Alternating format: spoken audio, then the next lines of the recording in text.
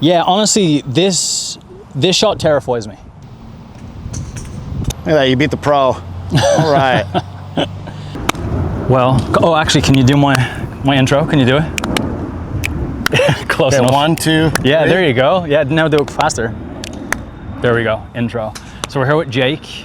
Jake is a PGA pro, gonna help me with my short game today. So last lesson we had was all about ball striking, getting the hands in front of the ball, reining in the driver. Today, we're gonna work around the greens, work on our short game, so then we can start scoring. Yep. So that's how we start cutting strokes off of the scorecard with our scoring. So without further ado, let's get straight into it. Yeah, so what we're going to do today is we're going to start with putting. I'm going to give you some drills to do to go low, right? You know, a guy can be a really good ball striker, but if the short game's not that good, not really a whole lot of opportunities to score. A guy could be a not so good ball striker, but if the short game's good, we're going to see low scores more often. So if we can combine those two together, and our goal, man, is to break 80 and even go further from there. So what I'm going to show you today is what I show some of my top athletes that are looking for like college scholarships, tournament wins. And you know, I've had about a half dozen go pro. So let's jump into it. Let's start with the putter. So we should start with this. Tell me about your putting. So the putter. How many putts are you averaging again? So about 30-ish. So I think I had 30 something putts yesterday at Heron Lakes. It'll tell me in here. 32.5 per round. Okay. So if you can get that below 30, you're going to be good. Yeah. Do we have a tendency to, how often are you three putting? Less now because I'm playing more often, so I'm slowing down, getting a little bit of a routine into my setup, and then learning to read greens a little bit is helping. So they're not as frequent as they once were, but they still happen. More of distance control, getting the ball online, or reading it correctly, or all of the above? I think my distance control, Carl, what would you say? My distance control is probably, what do you say? It's decent. I think for you, it's more reading. It's more reading. Cool. I think the distance control, I think I'm okay with. Reading greens, yeah, just getting it online. That's probably actually, because whether you can read a green or not, if you can read a green but you can't send the ball down the line that you're seeing, then there's no point, right?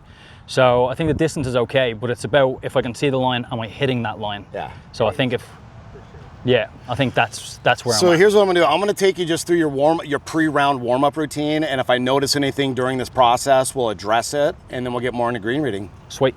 All right. What kind of ball are you playing with? Mostly Pro V1s. Yeah, okay. Grab a feet here. So anytime that we're gonna practice or we're our pre-round, you know, a common mistake people make is they'll go to the putting green, they'll grab their balls, they'll throw them down here and start hitting 20 footers. That's the wrong way to do it. You know, the first thing that we wanna do is make sure that our putter is square at impact. So the first thing that we wanna do is we wanna find about a 3-foot putt that's just dead straight, and just get used to making it in the hole. Once we do that, then we'll work a little ladder drill. But let's just start right here on a 3-foot putt, dead straight.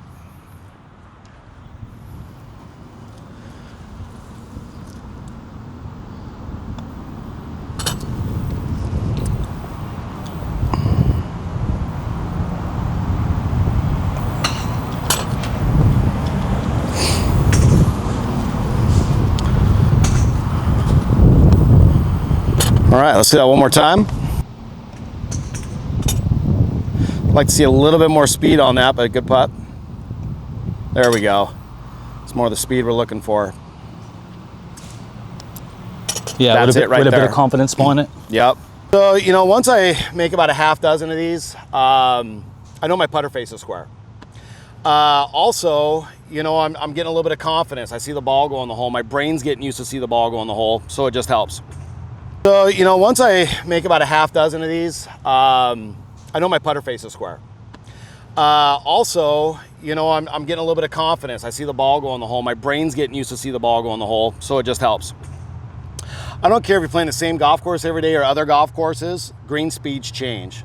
Like tomorrow it's gonna be 100 degrees, so we're gonna let the grass grow so it doesn't burn out, so they're gonna be slower. They might not look like it. Sometimes we need to come out and thatch and verticut then roll them. They're gonna be super fast, you're not gonna know it. So the next thing that we do is a ladder drill. And before we get in this ladder drill, right here we're about 8 feet. This is the 50% make line for the world's best players. So ideally, we want to get these close enough to make the second one, but in a perfect world, if we were to miss the hole, we would see that ball. He was too good to miss it. You wanted to miss it, and it's We want to see the ball go past about a foot. And I'm sure you know one of those reasons, right? Why do we want to get it past the hole? Because if you see it break, then you know what it's going to do on the way back. You get your through read. So once it goes past the hole, you got through read coming back. And then, you know, the most popular one is if it doesn't get there, it doesn't go in, right? Mm-hmm. And also, how many times have you hit a putt, man, it's tracking, and it gets to the hole and just ducks off? Yeah. You know, the last 6 inches of a putt's life is when it's going to break the most, right? Because the ball's moving the slowest. That is correct. And especially like on a downhill putt, that thing could really turn off. So that 1 foot pass is going to help you hold the line. And then if you miss, you get your through read. But anybody that's trying to lower their handicap or really go low, and you know, I think down the road you have the talent and the capability that if you want to try and get down to scratch, those all need to be getting past the hole. As we get further away, we'll hit some from 10 feet, 20 feet, 30 feet. Walk me through your routine though. Let's say this is your ball. So generally what I'll do is I'll mark it and I'll pick it up and then I'll step back and then come down, see what I'm seeing. If it's breaking, sometimes it's very obvious, sometimes it's not. Generally I'll mark my ball with a line, so I'm trying to line it up to where my aim point is. So for example, if I'm trying to hit like this little divot here, if I'm trying to hit this here, I'll line the ball right up with it. Good stuff. Take my marker, place my putter down nice and square behind it. Then I'm stepping up to it. And then I'm kind of resting, locking my hands. And then I kind of try envision an imaginary line to where I'm at. Okay.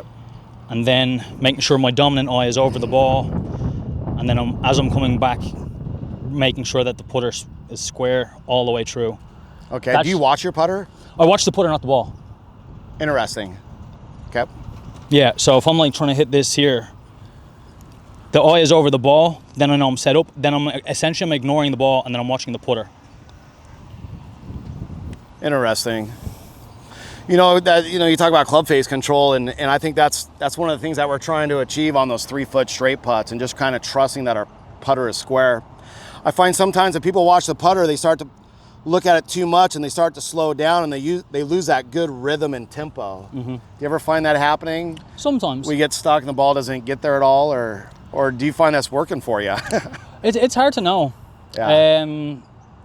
Kyle, what would you say? Do you think I'm short of the hole or long of the hole more often than not? Short? Come up short more often than not. So that could be because I'm looking at the putter head. Yeah. Yeah, it might be the actual follow through. Yeah.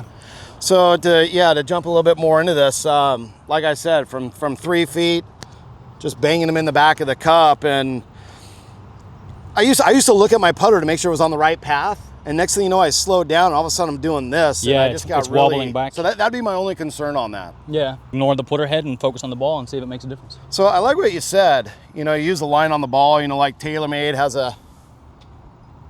Yeah, they pre-put them on there. Has a nice line, and then. You know what I'm doing is I'm always looking about 1 foot past. This is a little uphill, so I'm actually looking right here. So to help with that distance control, when I make my practice strokes, I'm not looking at anything here. I'm looking at where I want to go. This will help the mind and the body kind of connect to get the right pace. Sometimes if we're just looking at the ball or the putter, we're just right here and we lose sight of distance control. Mm-hmm. So let's hit a couple from over here.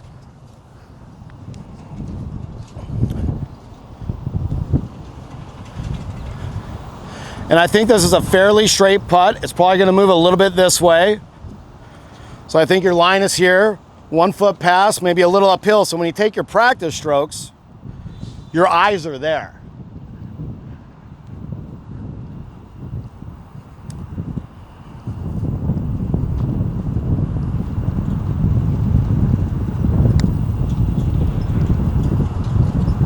A little long. Let's go just right edge on that.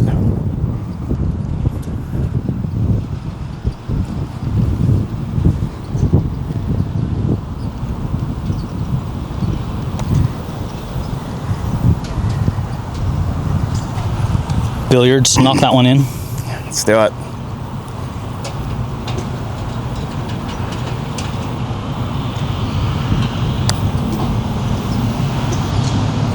Good speed to it. Ball there versus my club head. Trying to take Yeah. into account what you're saying and see if that makes a difference. I think it's a really good tip to ignore here in the practice swing and be looking where you want to be hitting. Absolutely. And try to get that mind-muscle connection to try gauge where you want to be hitting it as far as you want to be hitting. Absolutely. Green reading can be kind of tricky. So let's say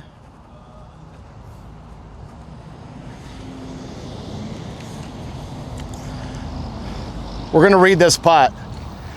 We need slope and break. Slope is always first. Is this uphill, downhill, or flat? The reason why is because if it's uphill, we got to hit it hard. It's probably not going to turn as much. If it's downhill, it's really going to break offline because gravity's going to pull it offline. So slope is first. What do you think? Is this flat, uphill, downhill? This looks like it goes down and then flat. It's down from here. Down, then flat. Okay, now what about break? Is this staying straight? Moving right, moving left? I think it's going to go right to left. Right to left. Let's see you line up the ball and hit it. Now this will either be miraculous and I read that correctly, or it's terrible and it went the complete other way. So we'll try gauge our distance first.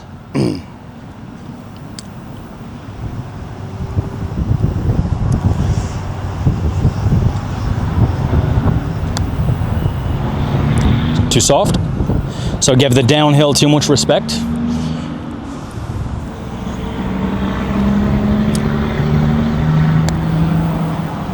Okay, so you thought it was moving left, it's moving right. It's moving right. Okay, so quick story. You know, when I was playing high school and college golf, putting was my worst stat. Now it's my best stat. You know, I got to move down to the desert. The tour would come through there. I got to meet these tour players or caddies. They befriended me. And I'd ask them lots of questions to help my students. And then one day a caddy asked me, they're like, how was your game? Or how is your game? And I was like, my putting sucks. They're like, why? I was like, I can't read a green. And they're like, well, what do your feet tell you? And I was like, what are you talking about? So we're going to get into that, but there's a lot of optical illusions out here with modern day golf courses. Designers they're tricking us. So for instance, look at this tee box down here, that white tee box. Is that level? No, it's Perfectly level. interesting because that looks way sloped. No, it looks all messed up, doesn't it? But so when I arrive at any facility, all these greens are designed to drain water. Otherwise they get ruined. So where's the water sources? Well, the Columbia Slough, the Columbia River's down there. You know, I can see this truck is driving downhill. So when we take a look at these tee boxes, like that tee box or that tee box, they had to add all that dirt and material to the front to level it out. It makes it look like a launching pad. Same thing as when you're at the ocean and you're looking at the surf, you know, and then you look 15 miles out and it almost looks like the water's higher in the horizon, which it's not. So green reading. I look at this, I don't see much. They added material here to flatten it out, which makes it look like it's going that way. I look at the left side of the green, the right side of the green, it's got to go this way. Now, if I think it's going any direction or whatever, I'm going to walk it on the high side. And this is where you're going to get your most accurate read. So let's go for a walk. Are we walking uphill, downhill? Feels uphill now. Feels uphill now. And now I'm at a 90-degree angle to my target line. I'm going to walk this way. How are you walking? Uphill, downhill? Downhill. So this ball is moving left to right. When you looked at it, you thought it was moving right to left. And I used to do the same stuff. But you use your feet. Now, there's times when I look at a putt and I'm like, oh, this is clearly going 6 feet left. And then I walk up there, I'm like, man, this is tilting a little bit to the right. You trust your eyes, you trust your feet 100% over your eyes every time. Gravity's never gonna lie to you. So if I walk it on the high side and then I walk downhill that way, as I'm walking back to my ball, you know, I kind of feel like once I get about right, whoa, past it. Once I get about right here, this is a low spot. So when it rains out here hard, you'll see that all the water will funnel here and start to go that way. This is my last look. So if we look at it from here, we can kind of see the uphillness to it. We can kind of see the tilt, a little downhill, a little uphill. And a lot of people will read it from two sides. They'll get two different reads. But if you're above the hole looking down, it's like trying to read a book that's leaning away from you. Here the book is leaning toward you. So then routine, routine, routine. I follow the same routine every time. So it's like, okay, I've decided that yes, this is gonna go to the right. My initial thought was pretty straight. So I'm gonna take my line on the ball, line it up out to the left a little bit. I'm gonna set up, I'm gonna make a couple of strokes, looking at my target with the idea that if I miss, I wanna hit this 1 foot past.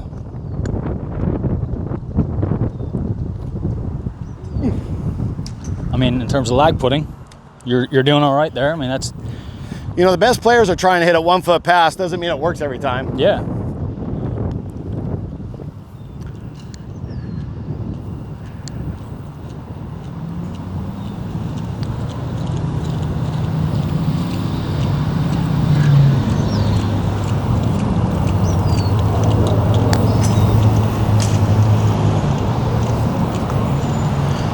How much did that turn over to the right? Huh? How much did that turn?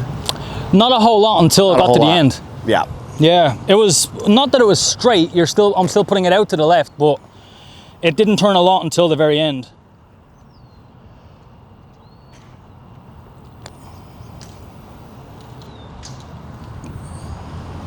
But we're not sending it out far enough. It's not going our 1 foot.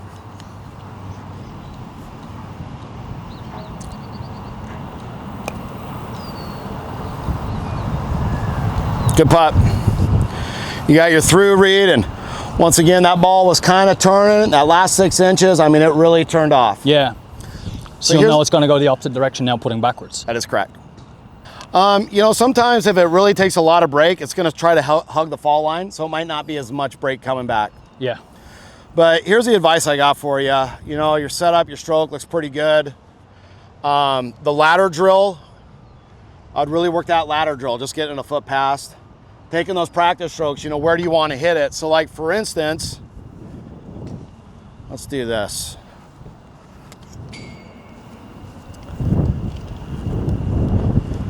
We're gonna go the same line here. So I take a look at this putt, right? It's downhill. What do you see here? If we're gonna go right there. Downhill, but now again it looks a little left to right, but not a whole lot. So I'm gonna walk down. I feel it's definitely pushing right through here. I felt it with my feet. Yeah, you can feel it here. I might like get mostly at the beginning there. Yeah, absolutely. So then I get about halfway down here at a 90 degree. I'm gonna walk into it. It feels like it still wants to move a little bit. Nothing like what's happening right here. So then walk across it here. I think as it's coming in from this angle now, because that's the line on it, but the ball's gonna be entering like that. And if I look this way now, that's pretty straight. So it's all gonna happen in the beginning.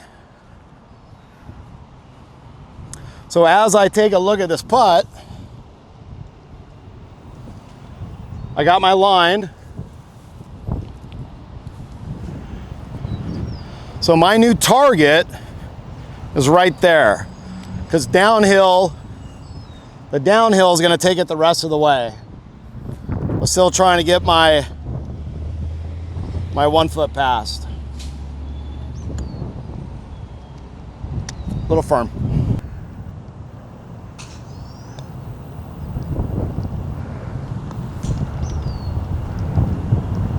Straightened out at the bottom, just like we thought. Yeah.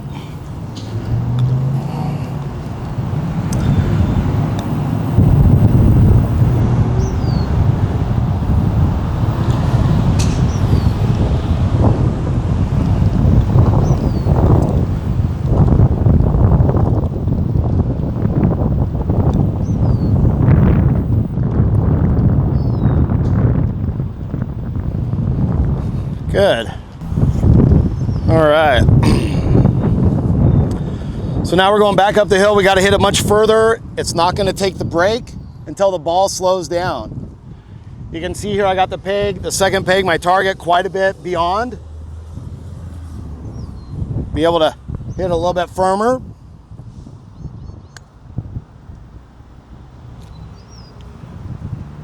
Yeah, and you can see it really break heavy once the ball slows down. Once it slows down.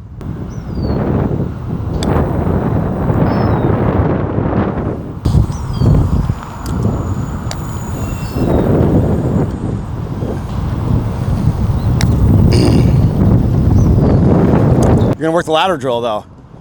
So then we can learn to get it past the hole.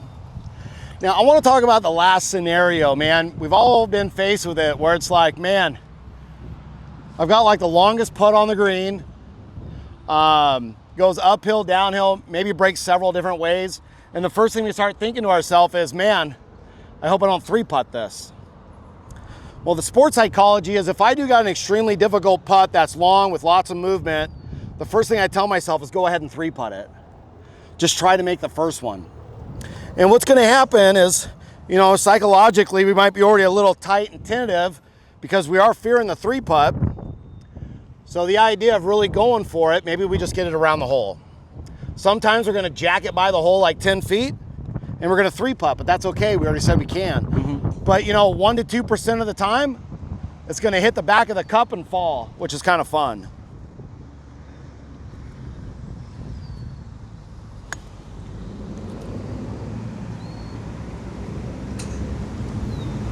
You know, I was trying to really hit that hard.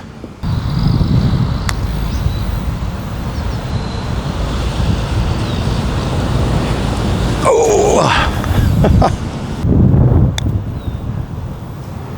break you, dog.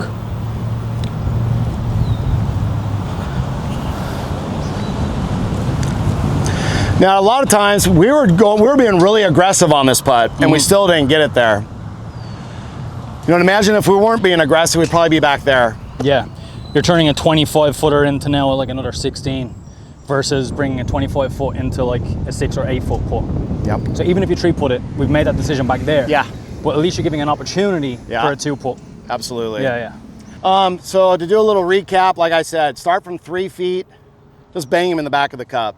Do your ladder drill. When you go to read the green, use your feet. The caveat with using our feet though is, you know, if it's taking us a little bit to get to the green, nobody wants to see us walking laps around the green. It's just gonna slow down the golf course. So for instance, if I'm putting to that hole and I set my bag over there, I'm probably gonna walk around the hole on the way to the ball. If I don't have time for that, just anytime I'm walking on the green, I'm always feeling it with my feet. So when I was working down in Palm Desert, the Palm Springs area, when I started talking to these caddies, I started to use my feet. And then I got really confident and, you know, I attacked the hole. And like I said, putting is my best stat now. And after some time using my feet, I think my eyes work better. It's weird how I kind of connect like that. Now. Yeah, absolutely. The putter head going It back, makes me nervous. Yeah, I can see some pitfalls. Yeah, and I think the other thing to it too is I'm leaving them shorter all the time. And if I'm coming back here, I think it's in my head not to be aggressive. When if I'm looking at the ball and ignoring the putter head, as long as I do a drill to make sure. So you're mostly short, right? Yeah. So let's talk about I'm tempo. 5'8", it's not that short, okay? Let's talk about Depends tempo. on the shoes. Yeah, tempo. So we've been taught, you know, like, oh, I got to keep my wrist stable, no wrist action, nice smooth stroke. Well, my putting stroke is 0.7 seconds, no matter what. So it is a tick, tock. Now, if I'm hitting a 1-foot putt or maybe a 3-foot putt, it's 0.7 seconds. It's tick, tock. But then let's say that I got to hit a 100-foot putt, it's still that same 0.7 seconds. But I need to get much more club head speed. I will start to tighten up my grip a little bit because I'm going to be moving it faster. Oh, okay. I'm going to let the wrist get a little loose to get a little bit of whip on it. So still the same thing. So on a 100-foot putt, it's tick, tock. Interesting. So so that's something that I wasn't doing at all. Yeah. It was the same grip no matter what. So with a firm grip, if I hit it the exact same with a firm grip, and that's me like hitting it. Yeah. So that would be like my very typical putter stroke. But now That's a really interesting thing I never even thought of, which is funny because when we're hitting irons, we want that whip. Yep. And I never thought of applying that to the putter. So if I loosen it up and hit the same stroke. And you know, it's not going to look that noticeable, but there's definitely going to be a little bit of, yeah, because we got to get that thing to move to get the distance. You know, it's so common through a lot of, you know, medium players, some little bit better players. It's like, oh, I'm really good inside 10 feet, but my lagging sucks. Or some people are like, oh, I lag great, but inside 10 feet, I'm not very good. Well, the inside 10 footer, wrists are very stable, a little lighter grip. Long putters, a little tighter, getting a little bit of movement in the putter. Getting the wrist a little oily. Yeah. So, rule of thumb, if we can keep the ball on the ground, we want to keep it on the ground. You know, so many people have been taught, oh, you're hitting a little pitch, you better grab your pitching wedge. Or they see golf on TV and they're throwing it way up in the air. But we all know if we don't catch this ball just right, and we hit it in the equator of the ball, that ball's gone. Yeah. So the rule of thumb is let's keep the ball on the ground. So if I was playing around and this is the ball, yeah, I'm putting this. Yeah. So like Carl will tell you yesterday, how many times did I have my putter around the green? As often as I could, really. Yeah. Yeah. As often as I possibly can. Yeah. And especially at Heron Lakes, it's nice and smooth and dry. So the bump and run is our next shot. And you know, we got to have some green to work with. This is kind of getting borderline a little far off the green. Once we get past here, then we got to hit the higher lofted shot. Bump and run, ball's back in the stance. I got the handle forward. Then I'm going to grab the club. We don't see a whole lot of loft here. Yeah, closing it down.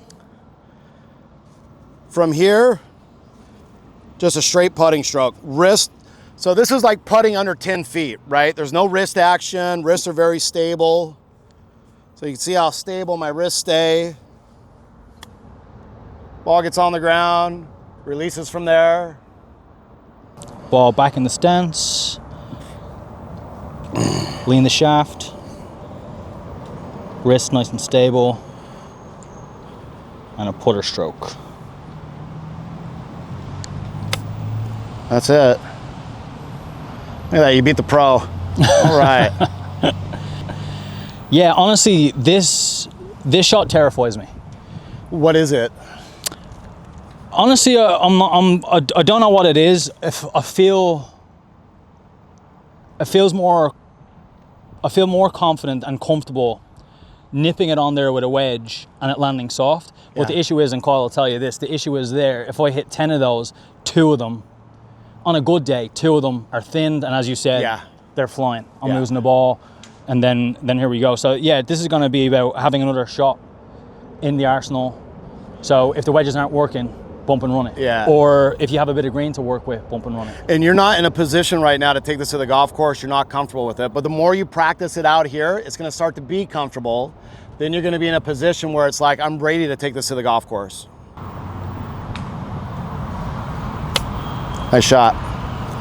Okay, so when it comes to this bump and run, it's the same thing with the putting, right? I want to try and get it past the hole. So for instance, if I'm looking at a shot, I'm like, man, I think I can get this within, it's a tough shot, 10 feet. I'm looking at the 10 feet on the other side of the hole. If I'm like, no, that's a pretty easy shot, I think I can get this within 5 feet, I'm still picking the 5 feet on the other side of the hole. Mm-hmm. Whether it's you're hitting 9-iron or the lofted wedge, 9-iron, you're probably only really doing it 30% of the time. 70% of the time you're doing it with the sand wedge. But you can't really control the spin, but on a yearly basis, I'm still chipping in more with my 9-iron than my sand wedge. Obviously having some of those hole out putts as well. Mm-hmm. So when you go out to practice, I would do the bump and run, hit some balls on the green, 10 feet further, 10 feet further, 10 feet further, ladder drill. Mm-hmm. Some of the best drills you can do. Thin shots, it's usually because of a shallow attack angle, like that putting stroke, right? Yep. So to get underneath it, to utilize the bounce on the club, we can talk more about bounce later if you're unfamiliar with that. Since it has bounce, I'm able to thump the ground and have it keep moving. Mm-hmm. To be able to penetrate down into the grass and get underneath it, we have to have a steeper angle of attack. So that's where we're gonna break our wrists a little bit more coming back, but we still want the wrist stable as we come through. And the only way to keep the wrist stable and not flip is we've got to kind of keep the body turning to the target. So I'm gonna get a little steeper, thump the ground a little bit as I turn back.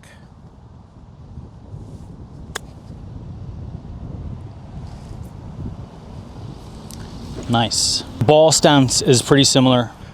No, yeah, good one. The ball will be a little bit more forward in your stance. So a little bit more forward. A little bit more forward, no forward shaft lean. So I'm not doing this anymore. No. And then, so my normal chip, so before we go into try replicate what you do, generally what I'm doing is, it is a little bit further back. I'm opening the face up just a little bit. I'm hinging the wrists. And then from here, it's basically, everything is kind of locked. And it's more of a... Yeah, it's not too bad at all. So that's kind of what I'm doing, but you'll like, I kind of lack control. And then sometimes, if it's not perfect, what's happening, as you said, because it's not steep, there's the opportunity to thin it is more likely. Absolutely. So if it's a little bit more forward in my stance now, and then I do kind of a similar thing, so hinge the wrists, keep them nice and firm, but thump the ground a little more. Just like that, baby. Nice work. Yeah. So and then it's all about the prep work. So as soon as we arrived at our ball, it's like, okay, how much room is underneath here? Am I thumping it just right? Am I getting deep enough? Or maybe you take a practice swing, it's like my club's getting stuck. This stuff is really thick and wet. Or maybe it's a little dry, and it's like, no, my club is really cutting through that. I don't have to swing quite as hard. But, you know, just like we talk about your pre-shot routine and your full swing, it's like, okay, there's my target, got my intermediate target. Let's see, I gotta get a little steep. I like that low point. I like how the club's reacting through there, then step in and hit it. And then our hands, because with our irons, right, we want to be turning over the hands. There's no turnover. There's no turnover in this. It's essentially like a tennis backhand. We want to use the wrist to... You know, it's funny you say that, because if I am forced to hit a lofted club and I want to make sure that I don't get any spin on it, I will impart a little side spin by letting the hands rotate. But if I want it to stop and no rollout, there is no rotation. I am holding that off. You're holding it. Just like holding it nice and true. Yes, as I said, almost like a tennis backhand where... I like it. It's like your wrist is almost guiding where the ball is going to go. I like it.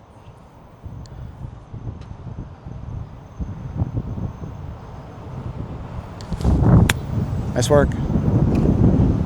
Look at that.